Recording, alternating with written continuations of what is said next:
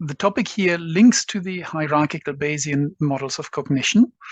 And the questions I'm going through will be how do you apply Bayes' theorem to the simplest case when the world only has two possible states or only two possible states of interest, then generalize that to a few more, generalize then to the case of continuous distributions, explain how the inverse variance, the precision of distribution, is important, then link that to categorical perception, to the Sapir-Whorf hypothesis, and say a few words how that links to autism psychosis, and then connect it back to the hypothesis spaces that Purfors et al. Were discussing.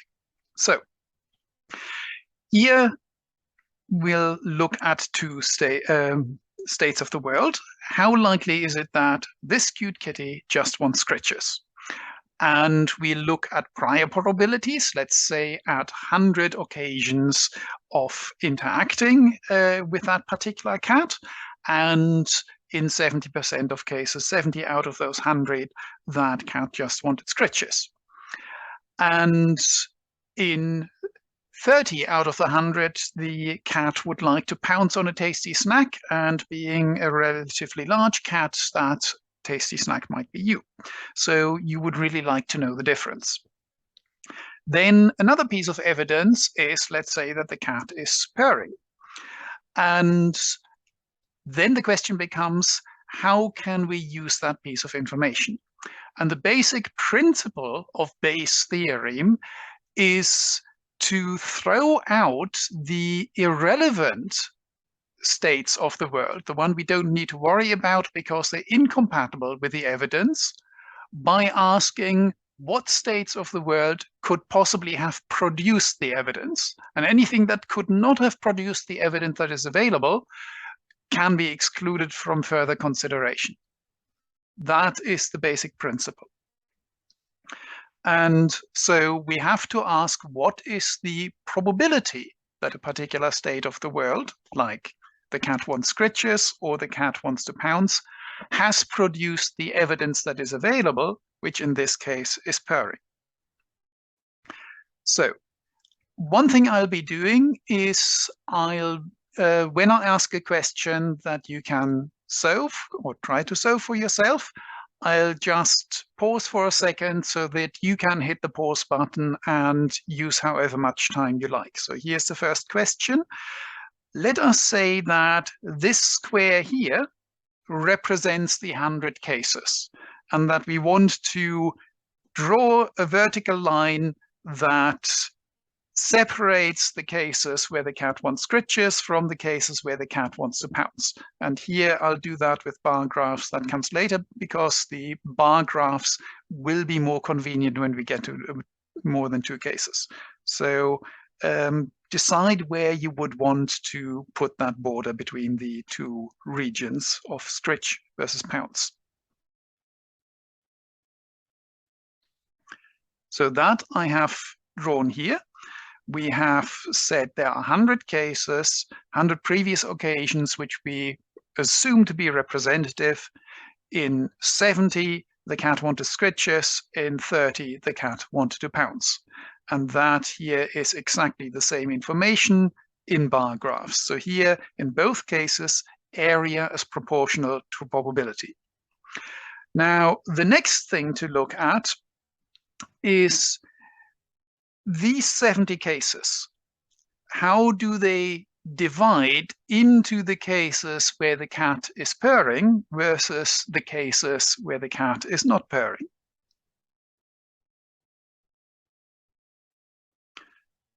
So that's where the likelihood becomes relevant.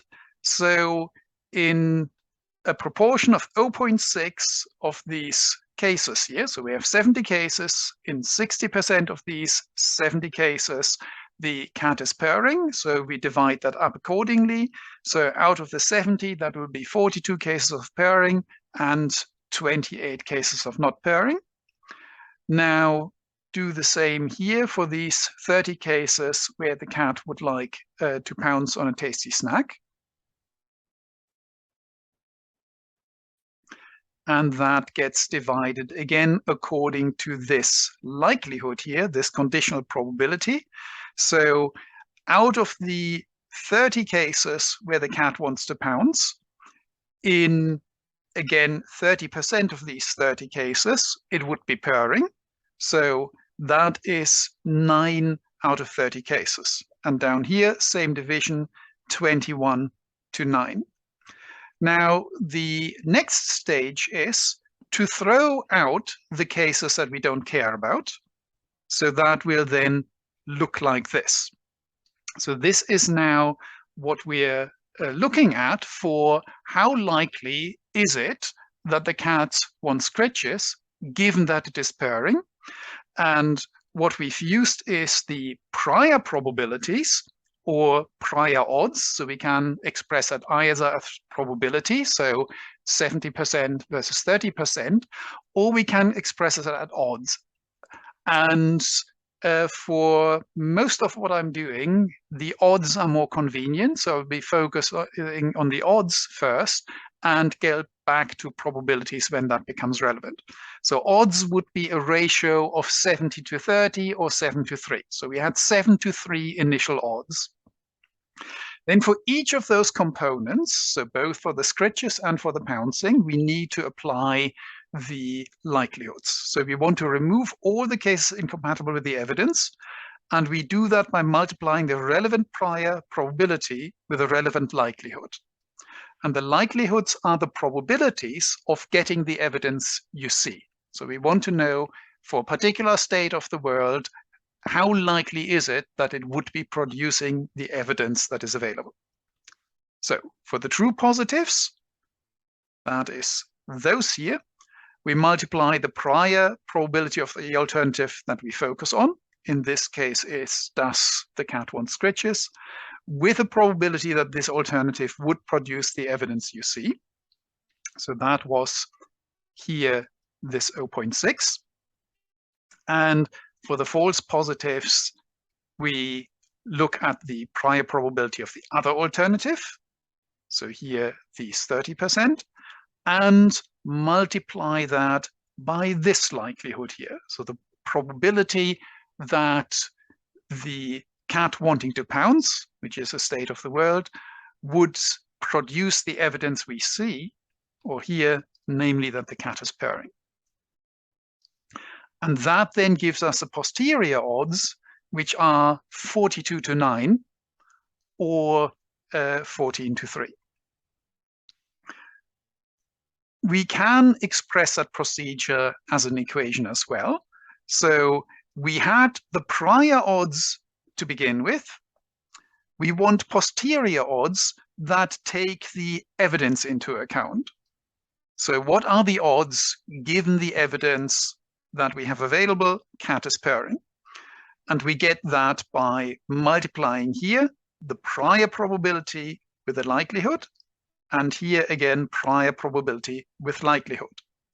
But because these are all multiplications and divisions, we can do them in any order we like, and so we can also write it this way. That is exactly the same thing, but conceptually now the focus is slightly different. So far we have focused on, we multiply the prior probability by the likelihood. Now here we're focusing on these odds, so on these ratios. So we have the posterior odds, which is what we want to know. We have the prior odds, which is what we wanted to start it with. And basically, how much do we change our minds from the prior odds to the posterior odds? And that is that likelihood ratio here. So writing that in a more general way, what's the probability that the hypothesis you're examining is true, given the evidence, versus the probability that it's false, given the same evidence, is the prior odds times the likelihood ratio. That gets also called the Bayes factor. So that is an easy way to remember Bayes' theorem for the case of the two alternatives. It gets a bit tricky when we have more alternatives, because then it's not so obvious how you summarize the likelihood ratios for several other alternatives. So and what we had is we started off with 7 to 3. We multiplied that by 6 to 3. That gives us 42 to 9 or 14 to 3. And you can see now very easily that these are exactly twice the odds we had before, because basically we multiply with a likelihood ratio of 2. Now let's look at more than 2 states, because after all, cats might have other desires besides scritches and pouncing. So here on the left, we see the majestic monarch of the jungle in one of the classic dignified feline poses of taking care of hygiene, so licking. Also, cats quite like to sleep. So now I assume that there are 4 alternative states of the world. It might be that the cat wants scritches, wants to pounce, wants to sleep, or wants to lick. And I've taken here prior probability of scritches as 0.1, pounds 0.2, sleep seems like something cats want to do quite often, so 0.6. Licking is probably less than 0.1, but then my displays become rather hard to see, so I set it to 0.1 so that it's still possible to see something. And then I picked some likelihoods for now a different piece of evidence, a twitching tail. So what's the likelihood that we get a twitching tail when the cat wants scritches versus wants to pounce versus wants to sleep or is sleeping versus wants to lick?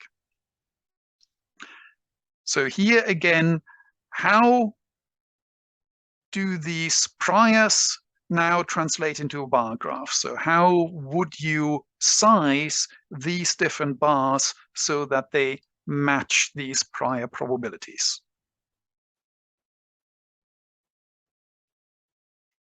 So I hope you came up with something that looked like this.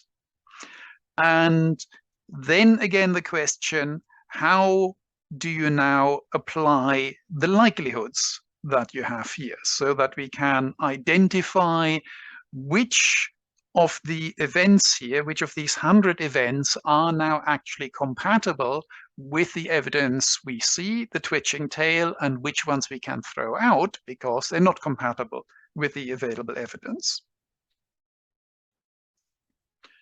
So I hope that will look like this. So we started off here. We have the 10 out of 100 cases for wanting scritches and 0.4 out of those 10. So a proportion of 0.4, so 4 out of 10, then are twitching tails. Here it's a proportion of 0.9, so 18 out of those 20. Here it's a proportion of 0.2, so 1/5 of those 60, so 12. And here we have 10 again, and we have a proportion of 0.2, so that is 2 out of 10. Then we can also describe that in terms of odds. So a proportion of 0.1 are odds of 1 to 9, a proportion of 0.2, odds of 2 to 9. This here is 6 to 9, or 2 to 3. This here is 1 to 9. Now, we can just remove now the irrelevant cases, these darker ones. That leaves us only the relevant cases here. And then we can read off, again, the odds. So here we have 4 out of a total of 36. So the posterior odds here are 4 to 36, which is 1 to 9. So that actually hasn't changed. Then here, for wanting to pounce, when you see this twitching tail, that has gone up. So we had 2 to 9, that goes up to 18 out of 36, which is 1 to 2. Then here, these prior odds were 2 to 3, those have gone down. And here, 1 to 9 goes to 1 to 18. Right? Now, here, what we've done before this, that posterior odds are prior odds times likelihoods, times the likelihood ratio. The ratio here is a bit tricky because we can't just read it off. So previously, with only 2 alternatives, we could just define a likelihood ratio, but what's the likelihood ratio of the 0.4 against those 3 others? So now that is not so convenient anymore. And for the continuous distributions, now probabilities become more interesting. And so now what we would like to know is, how does that translate into probabilities? So the ratios here will be the same. What we now want to do is basically make that all add up to 1. And so if instead of 100 cases, we want to have all these add up to 1, now the scale goes, instead of from 0 to 100, it goes from 0 to 1. And now these here only add up to 0.36. And so the obvious thing to do is divide by 0.36. That gives us these numbers. Right? Now we have something that adds up to 1. So now we have probabilities. And so the thing to do is, just as before, we still multiply the prior probabilities by the likelihoods.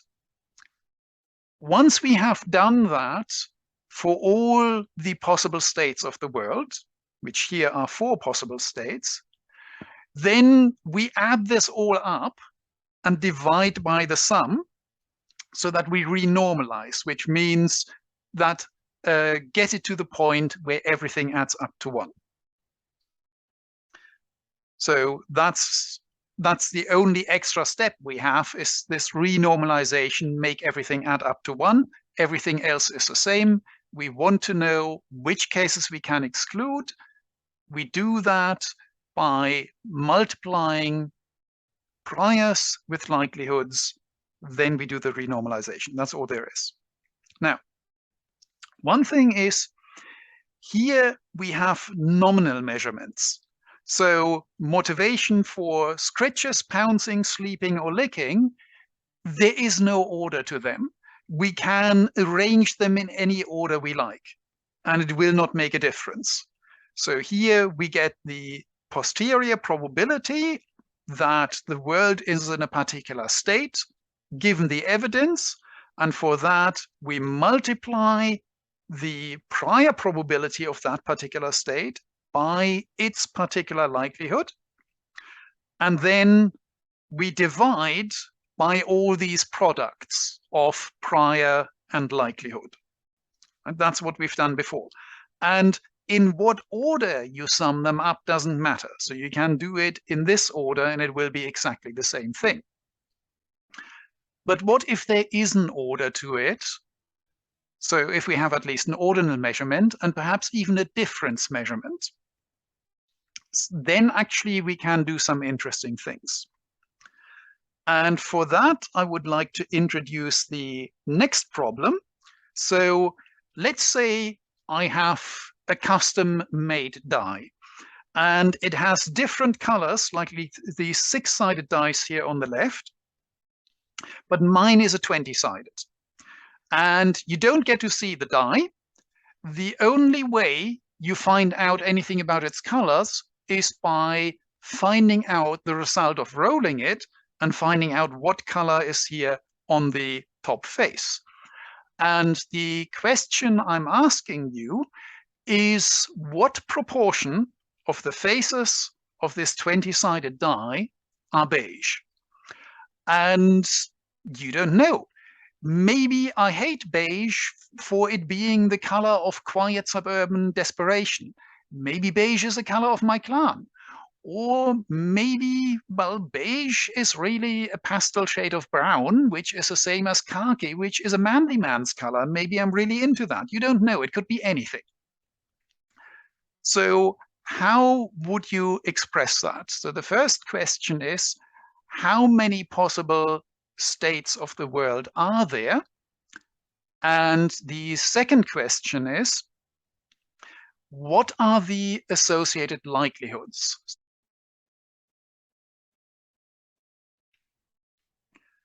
I hope that the number of possibilities of alternatives that you came up with is 21, because we have 20 faces on the die. but it's also possible for the die to have 0 beige, and that gives us 21 possibilities. And then if we say we really don't know anything else but the fact of 21 possibilities, that means we're very ignorant, and the prior that represents maximal ignorance, which makes it most difficult to predict what is going to happen, whether we're going to see beige or not when we roll the die, that is if all the possibilities are equally likely. And so therefore we have here a probability of 1 over 21. And so that gives us this prior here. And this is called a flat prior, because when everything has the same probability and you plot that, then that gives you a flat line. It's also called a maximum entropy prior, because entropy is basically a measure of how difficult it is to predict. So maximum entropy means minimal ability to predict, and that is what we get from this flat prior. So both of these terms are being used.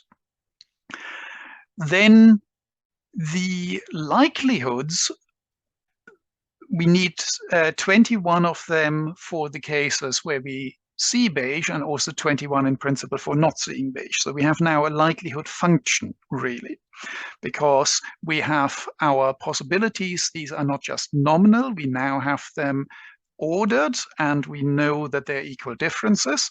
And so we can, they are linked now. And therefore, we can have a likelihood function where we can say, depending on which case we're looking at, that will be the associated likelihood. And we can say that if there are no beige faces on the die, then, of course, the likelihood of seeing beige must be 0. If there is one beige face on the die, then the probability of seeing beige when we roll that die must be, on average, 1 in 20. And here, 2 out of 20, 3 out of 20, 4 out of 20, and so on. So that is what I've plotted here. So our likelihood function is just this straight line for the cases where we see beige. For the cases where we don't see beige, then the possibility that there's no beige, where we see something other than beige, then the die that has no beige on it, so has 0 out of 20 beige, is guaranteed to give a color other than that. Therefore, the likelihood is 1. Here, we have 19 faces in colors other than beige, and therefore the probability of not getting beige must be 19 out of 20, and so on. So this here is our likelihood function for not seeing beige. Then I have created here a random number generator, and I have a mapping of colors to numbers, and I can tell you that 14 means this is not beige. So now we can do what we've done in the previous examples. So we want to throw out the cases that are incompatible with the evidence and keep only the cases that are compatible with the evidence. And so we multiply now our prior probabilities of 1 in 21. So each of these 21 prior probabilities now needs to be multiplied with the appropriate likelihood. And we have seen no beige. So we say that is then this prior multiplied by this likelihood. And I'll put here that in because it'll speed up things later on. And then, because we want the probabilities, everything needs to add up to 1. So we need to renormalize again. And I'll do that in a bit. So I just say for the moment, divide by this here, and I will update the number when I know what the sum is. And you can make Excel do that all in one go, but then the formula becomes rather long. and it becomes difficult to see. And right now, we really want to see how it's done, and that's more important than having only a single step. So we have now calculated one of these products of prior times likelihood. So we have here prior times likelihood and the renormalization. Oh, now I've messed up things. So then we do that for everywhere, for all the 21 cases. So again, we have here prior times likelihood divided by that sum. And now this here is that sum. So I just copy that and paste only the value in. And now we have our posterior. So now we are saying the most likely source for the evidence we have seen is a die that has no beige on at all. So we haven't seen beige, and the die that is most capable of producing that evidence, most likely to produce that evidence, is a die that simply hasn't got beige. And the one that is beige all over, that is impossible. So we have excluded that. And because that posterior now becomes a new prior, so we can apply Bayes' theorem iteratively, we can simply update our belief before we get new evidence, and then when we get new evidence, it's a new updated belief that is a prior. And because now that is 0, then of course the product with whatever likelihood we have will become 0 again. So once you have declared something impossible, it will remain impossible all the way through. The random number generator has rolled the die again, and once more, it's a case of having no beige. So I say again, we take now this prior here, because that's our new prior. We multiply with the appropriate likelihood for no beige. And we divide by this number here, which will become the sum for renormalization. Then do that for all 21 possibilities. We have that sum here. I copy, I paste the value for the renormalization. And also that was twice not beige. I'll use that later.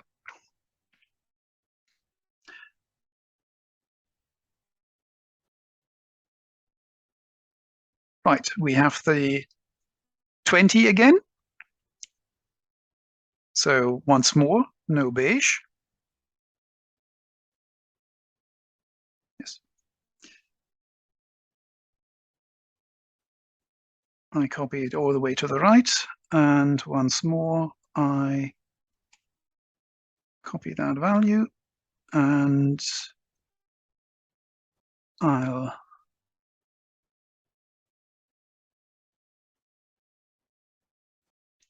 paste it in. And once more, we've got no beige. Now, here, random number generator has updated. Oh, so here we've got now our new prior after 3 rolls. Now we've got the 4th roll. Now what we've got equals, again, our prior. But now we have to multiply with this likelihood here, because now we're seeing beige. And so the no beige, which previously has been our best guess, that this is the origin of the rolls we see, so that the most likely cause of the rolls so far has been a die without beige, that has now become impossible.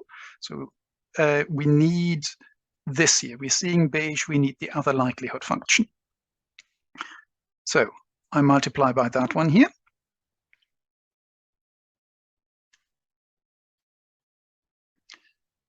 And I again divide by this.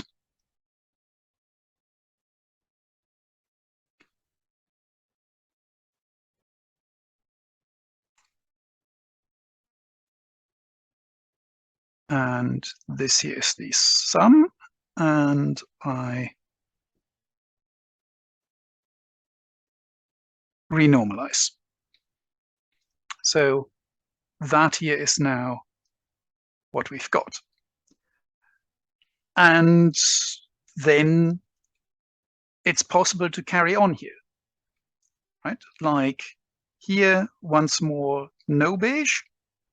That should be just this one here. Yes, so we have now this prior multiplied by this likelihood.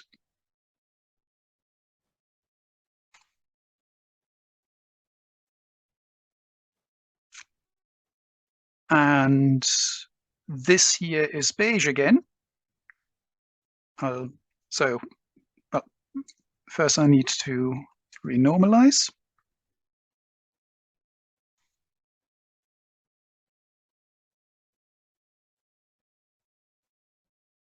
And so we had another beige, so that was this here. Let's check. Yes, so it's this prior times this likelihood.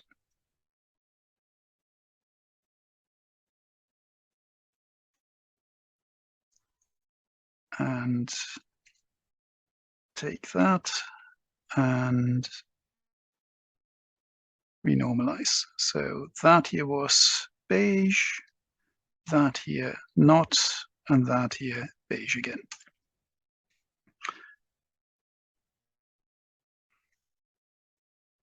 So we've gone from this flat prior to this one, to this one, to that one. Then I think that was this one here. Then we got a not beige again, so the peak shifts to here, and then we got a beige. And so then we got this here. Now, one thing that you may have noticed is what we've really done is that we've multiplied by this likelihood function. So this went into the multiplication a total of 4 times.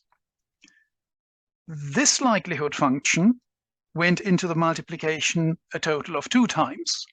So whatever we're getting should be proportional to these likelihoods raised to the 4th power, because they went into the multiplication 4 times. And this here, proportional to this likelihood function,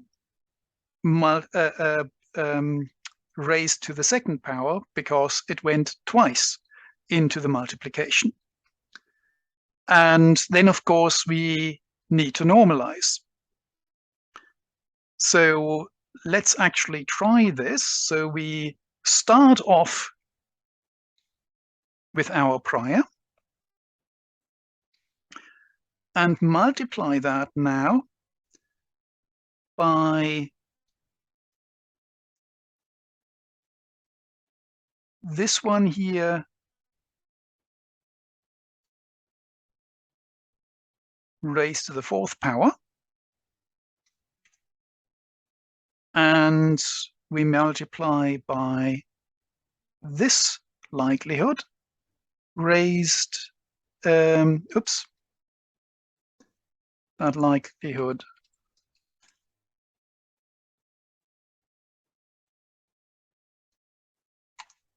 raised to the 2nd power.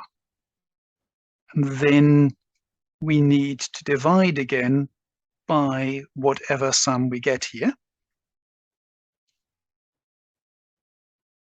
If I just copy that all to the right once more. Oh, It's unhappy. Why is it unhappy?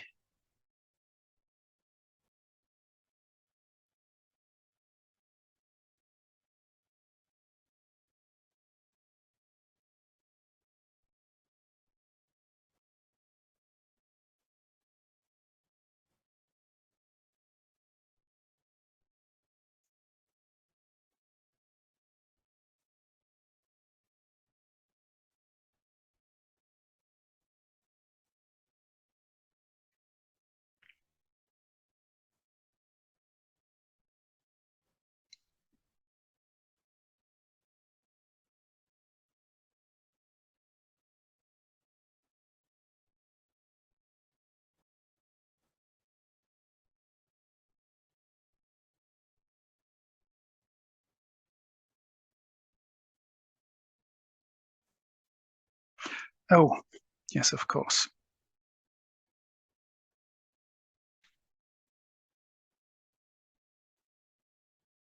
So I copy to the right. And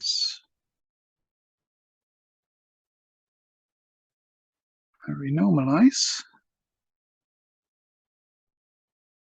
And then what we get here now is this one here. So we get now two curves right on top of each other, as will become clear if I make it a different color and tell it also to become a stippled line.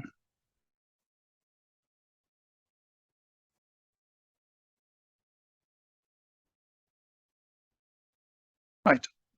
So now you can see that underneath there is the other curve that we had already calculated. So these really are identical. And this idea that you raise to the power of however often you have seen the one of the possible outcomes, and you also raise to the power of however often you have seen the other of the possible outcomes, I then checked, and that really is the equation for the beta distribution with the appropriate renormalization added. Now, so that is what I've also done here on this page. So I've done the discrete case, where then with all the renormalization in one go, that all becomes a bit longer, but it's exactly the same calculation that I've done before. And here, and you can see that this looks the same, what I've got in here is just the beta distribution.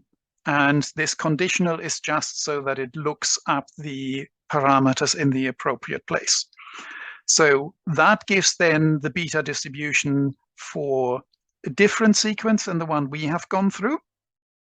So here, the first one actually was a beige, and then there was a succession of other colors, then for more rows, and so on.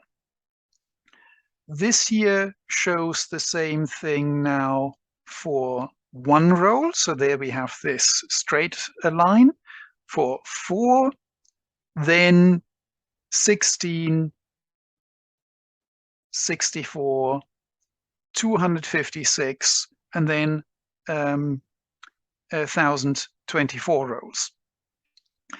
So then the range of possible probabilities that could have produced the observed results becomes narrower, but you can see that even after 24 rolls, if we think of the die with its discrete cases, it's not yet absolutely certain. Well, it will never be absolutely certain what the probability is.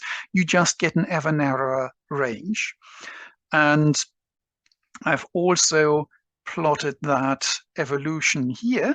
So you can see it starts off with that straight line, then we have this, and it becomes ever narrower. So the beta distribution is what you use if you can divide an outcome in, so you want the probability of a particular outcome. So you say, what's the probability of this? You divide the outcomes into just yes or no. But the underlying states, the probabilities, that's where you've got the multiple alternatives. That's where you've got more than two alternatives. So, and in the continuous case, of course, you've got infinitely many alternatives. So what we've seen then is how you can go from the discrete case, where you do exactly the same thing that we've done all the time, which is you take the prior probability and you identify, you isolate the cases. So out of the prior probabilities, for each of those, you isolate the cases that are compatible with the evidence by multiplying with the likelihood that this state of the world could actually produce the evidence. So that has to be the proportion. So out of the prior events, the events that you initially expect, you now get evidence, and that evidence now favors some of the possible states of the world, like the dice with the different proportions of beige, with a different number of faces that are beige. And you focus on those that are compatible with the evidence to the extent, so in proportion to how compatible they are. That is what the likelihoods do for you. They say, this state of the world, like say 5 beige faces out of 20 on the die, how compatible is that with the evidence? How often would it have produced the evidence you see? That's what you get out of that multiplication. And you do that for all the possible probabilities, which here are 21 discrete cases. And then here that generalizes to something continuous, where you have an infinite number of possible probabilities. So now any probability between 0 and 1 is possible. So that generalizes quite easily. You can do the same thing with a Gaussian distribution. So here what I have done is assumed 10 cases. So for example, imagine that you have in the neighborhood 10 dogs of varying sizes, and you find a paw print on your porch, and you want to work out who is the most likely culprit out of those 10 dogs. And you have a prior distribution, simply how often do the various dogs come around, and this one here is the most frequent visitor. So if you hadn't seen the paw print, you just knew that there was a paw print, you would say, well, the most likely culprit is the one who most often comes around. But then you see the size, so then you look at the likelihoods, and it looks a bit on the large side. So the small dog is very unlikely to have generated a paw print that large. It would have had to be very muddy. And this big dog would be very unlikely to make a paw print of this size because it's just got bigger paws. So for this dog, it would be difficult to make something that small. So as far as the likelihoods are concerned, this dog here would be the most likely culprit. But you then multiply the prior probability by the likelihood, and the posterior tells you that this one here is the most likely culprit.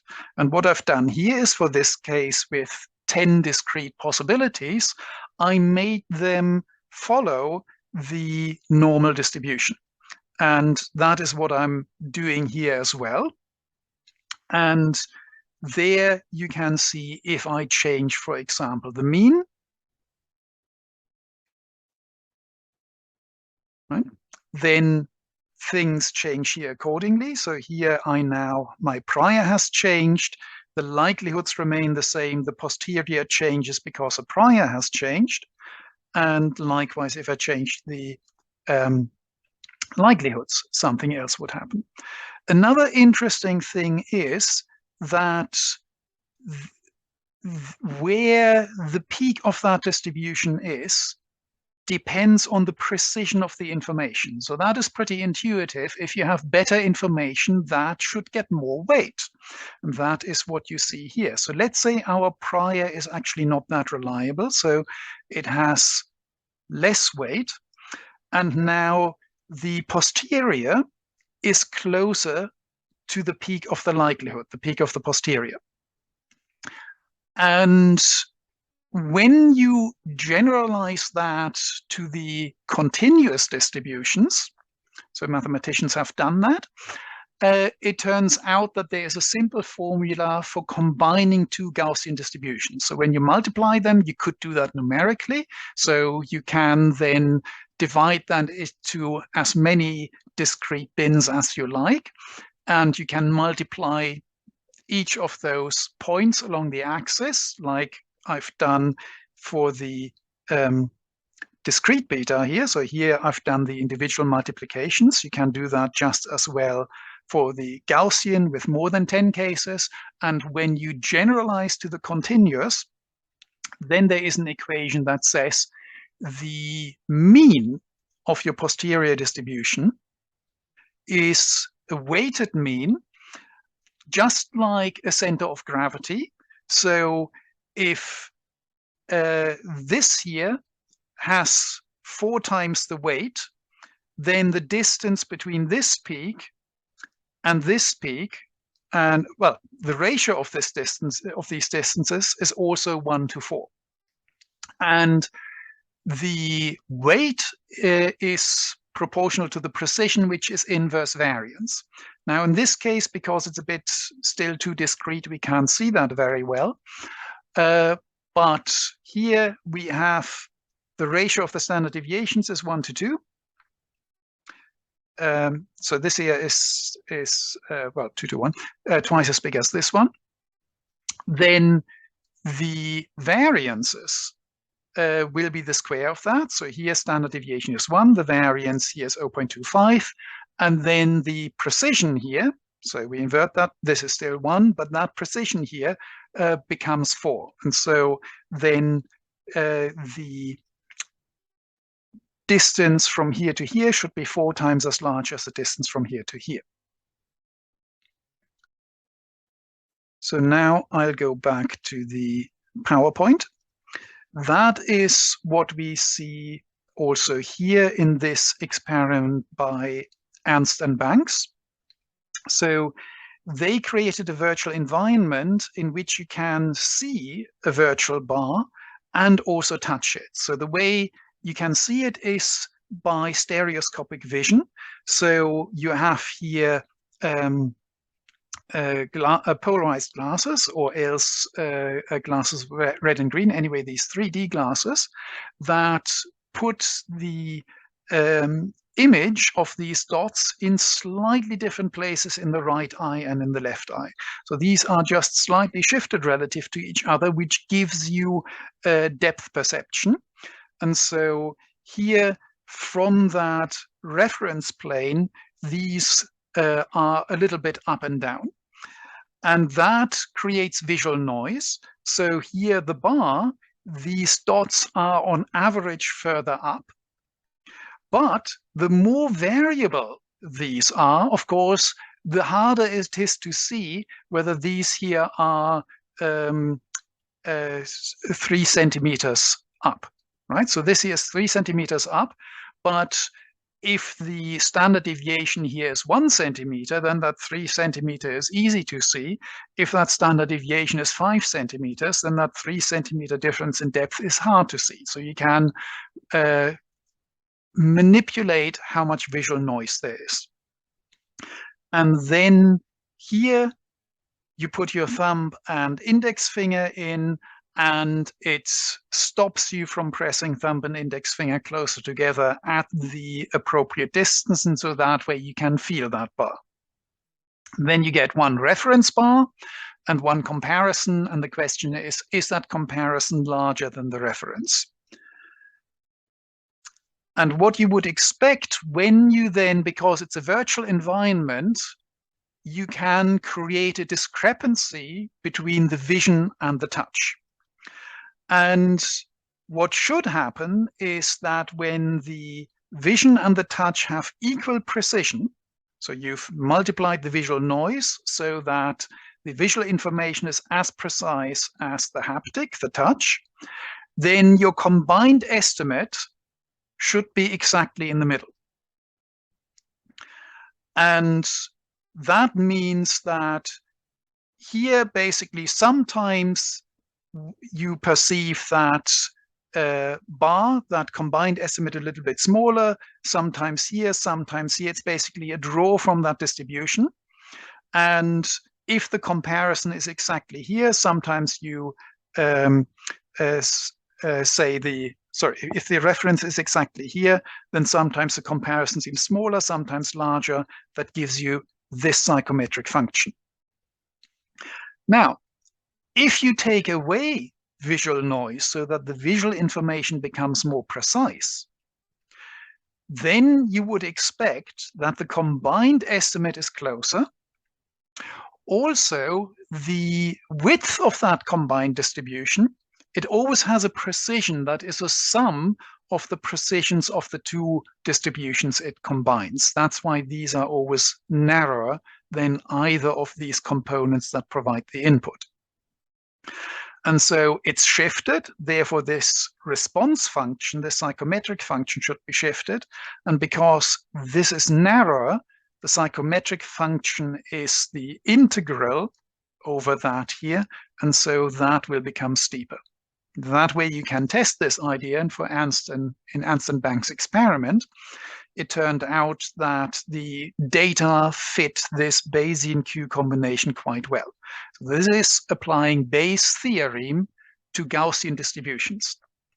And for both the Gaussian distribution and the beta distribution that we have looked at, and other related distributions, namely exponential distributions, it turns out if you do a Bayesian combination of two beta distributions or two Gaussian distributions, then you get the same form out again. So two Gaussians combine into another Gaussian, two beta combine into another beta. So it always stays within the same family of distributions.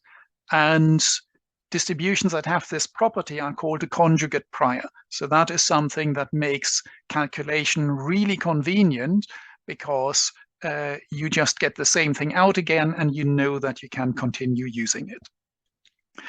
And this kind of Q combination shows up very frequently in perception.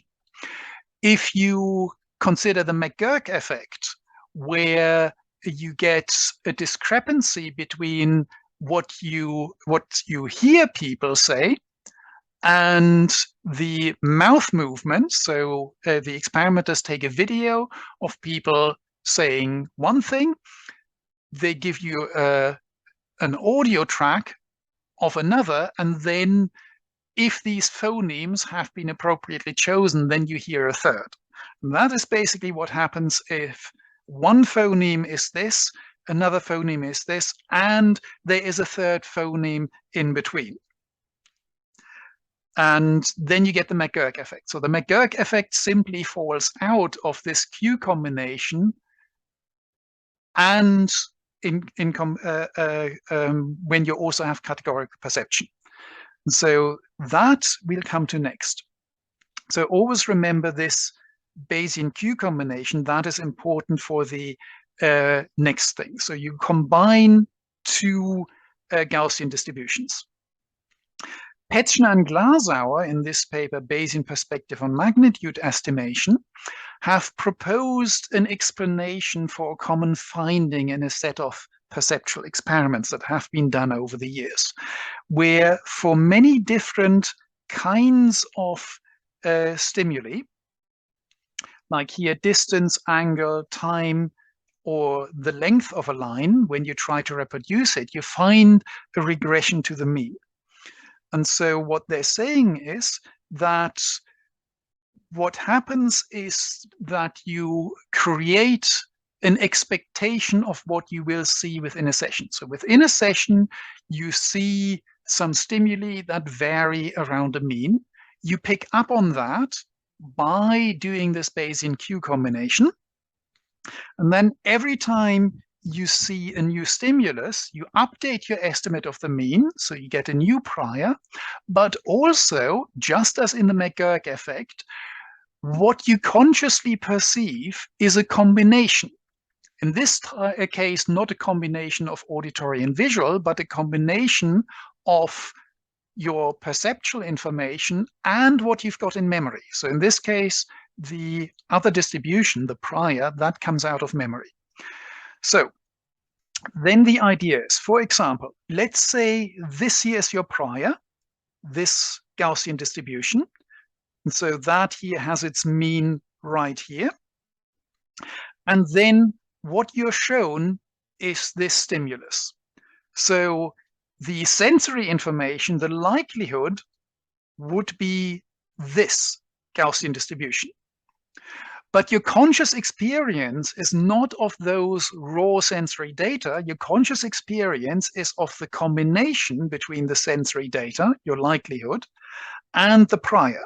So here, this here is your conscious experience. That here is what you reproduce. And so instead of reproducing the exact value you've seen, so this here is the value you've seen, and if you were accurate, this here would be the value you reproduce. But instead, because what you perceive is this here, this Bayesian Q combination, this here is your reproduction. That is what you report. And likewise, if you were down here, if this here is what you've what you're shown, then this here is your sensory data. So that is here. But then these sensory data, this likelihood, you multiply with the prior, and then you get this posterior. That is your experience. That is what you reproduce. So this here is a value you report. And so then the values you report are closer to the mean than they should be. That is what's called the regression to the mean. And that, as I said, shows up in several different kinds of magnitude estimates. Now, in these experiments, the experimenters quite deliberately let the stimulus ranges in successive sessions overlap so that they can show, for example, for this stimulus here, if it is in the session where it is in that range, it will regress towards this mean. So this is what you will get. And if the very same stimulus is in the session with this mean here, so this stimulus range and this mean, it will be regressing to that other mean. Right? So whichever is the mean within the session. So that is what happens when you have this overlap. But what if you haven't got overlap, or at least not a lot of overlap? So what if we have something that looks more like this here? One thing also that you may notice is that for this stimulus range, your conscious experience will be of not a lot of change. And also within this stimulus range, your conscious experience will be that it remains much the same. So it's not a lot of change. You will experience less change than you would expect from how much the stimulus actually varies. So your subjective experience here in this range is for little change, and also in this range. But at this boundary here, that's where you get a sudden jump in your perception, where your subjective experience is that the same increment, the same step size. So here, a step size of this much, not a lot of change. Here, the same step size, the same stimulus change will lead to a big change in your experience, and therefore also a big change in your judgment of what you're seeing. That is exactly what you get in categorical perception. So the finding, for example, when you vary speech sounds, you computer generate a speech sound between P and B, and that is a continuous variation in what's called voice onset time. And it turns out that a given change in voice onset time, if it is within the range of, say, P, you don't perceive it as much of a change.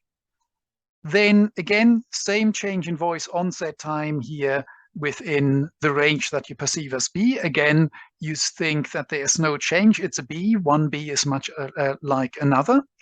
But that same change here is that same variation in voice onset time is experienced as a big change in the sound. So that is categorical perception.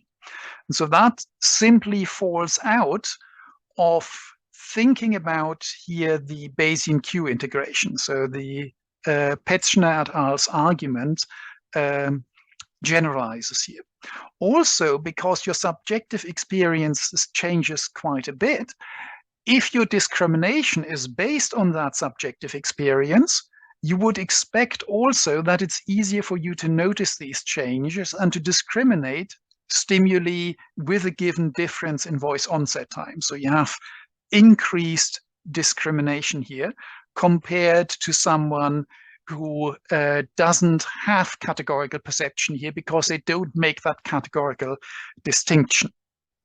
Like Japanese doesn't make the distinction between R and L, and so they don't have that sudden dip here, so they would have more like a straight line, and they don't have the increased discrimination that people have who speak a language that does make that distinction between R and L.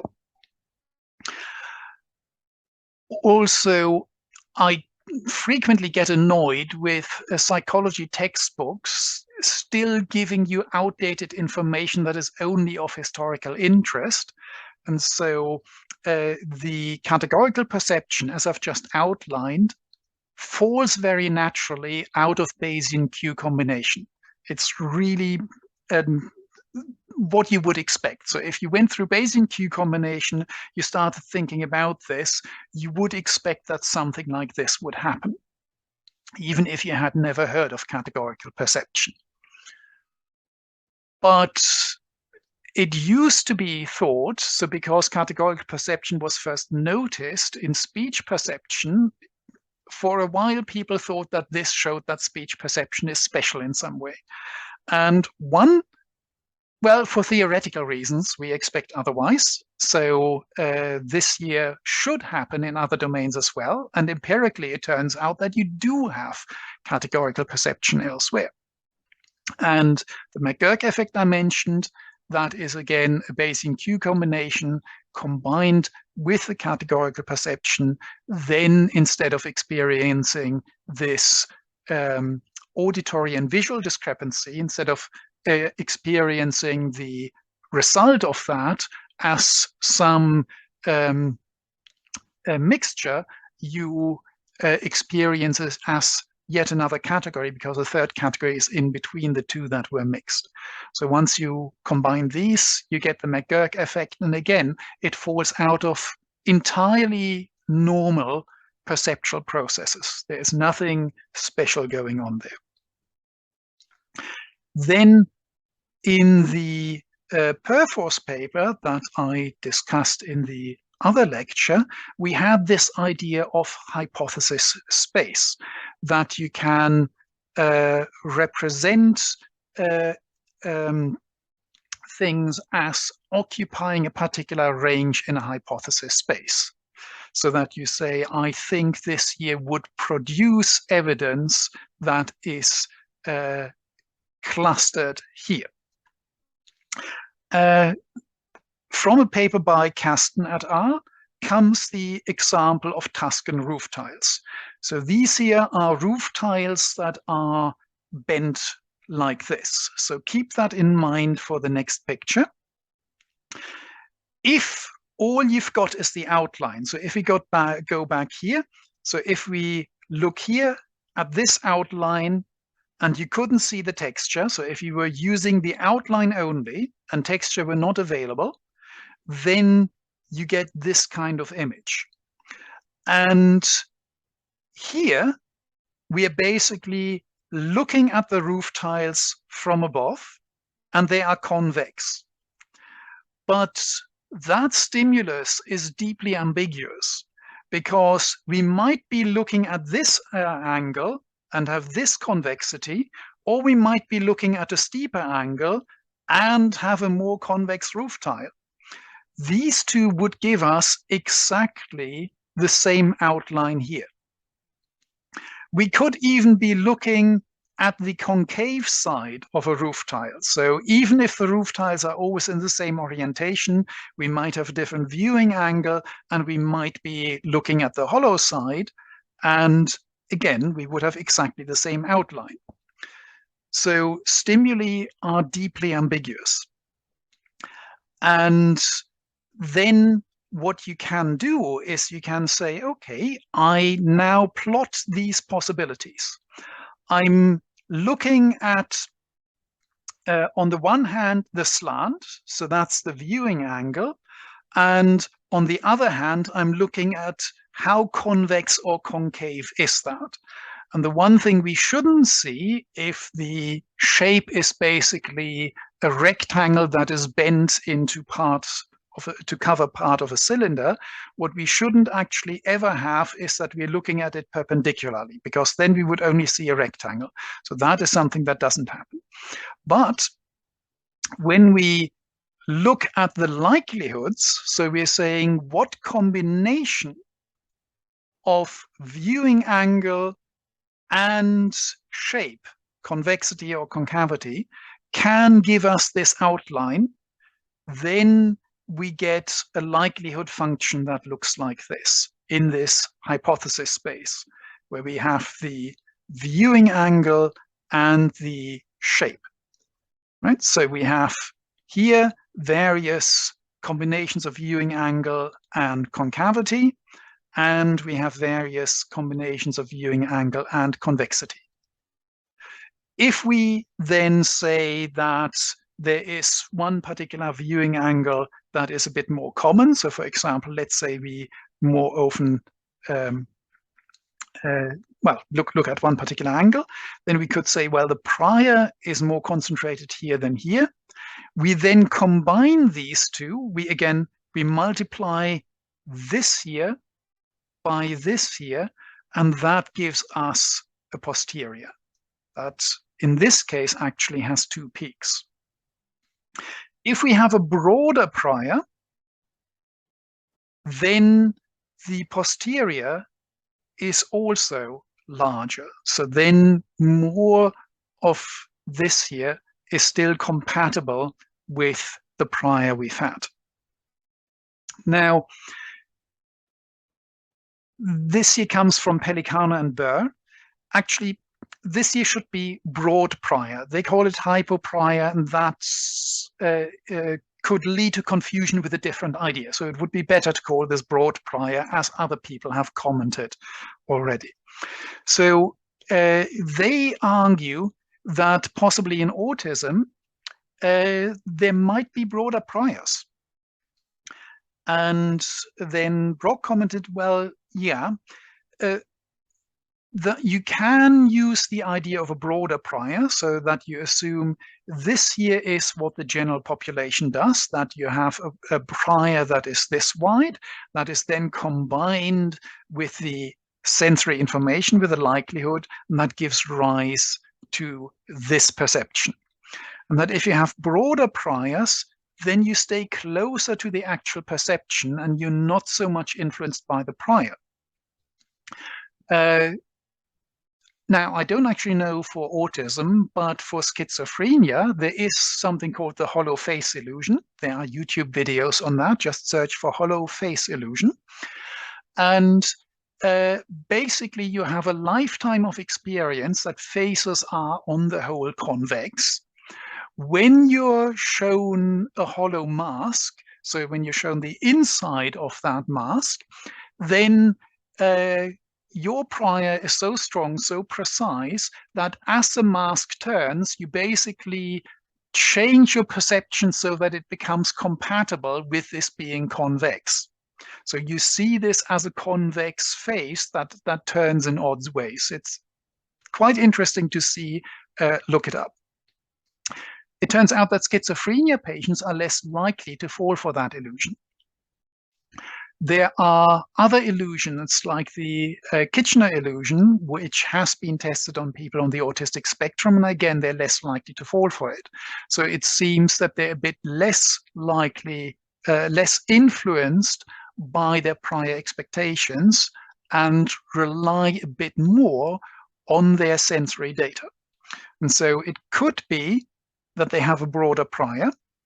In principle, that change in where the mean is, so if that is all you're looking at, that change in the mean, though, is equally compatible with people on the autistic spectrum having more precise perception. Now, there is a reason why this is maybe not quite so plausible an explanation, namely that perceptual systems generally operate at the limit of what is possible to do. And there will be still some processing noise, but suppressing noise that much, well, if there is a reason to make things noisy, then you would be able to suppress it. If your brain has already evolved to suppress noise as much as possible, then this becomes implausible. So it depends on what you believe, whether noise can be useful for something occasionally. If yes, then you could possibly have a condition in which that is suppressed, and then you see this shift towards the sensory data. Or else, if you already have suppressed noise as much as you can do, or as much as it's worth doing, then this shift would have to be explained by broader priors. And there's been a recent test, and that looked like it's not the more precise sensory processing. It looks more like broader priors. So these kinds of ideas of multiplying priors with likelihoods, they are relevant for a wide variety of phenomena in perception. They also seem to be relevant for conditions that we define as pathologies.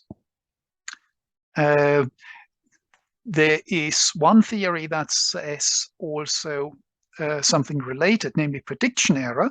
So when you look at how different are these from each other, how different are these from each other, so the two means, I mean, then you can say, well, statistically speaking, how large is that prediction error? And then again, the width of these distributions matter. And you may misjudge these. And there is one theory of psychosis, one theory of autism, which each claim that when you overestimate prediction error, and one way that could happen is if you misjudge the precisions of these distributions, that can lead either to the symptoms of psychosis or to the symptoms of autism. So what we've done is we've started with the idea that prior probabilities express your initial belief regarding how common the alternatives are. Like, for example, in the case of the die, we said we were maximally ignorant and expressed that with a flat prior, saying all the 21 possible alternatives are equally likely.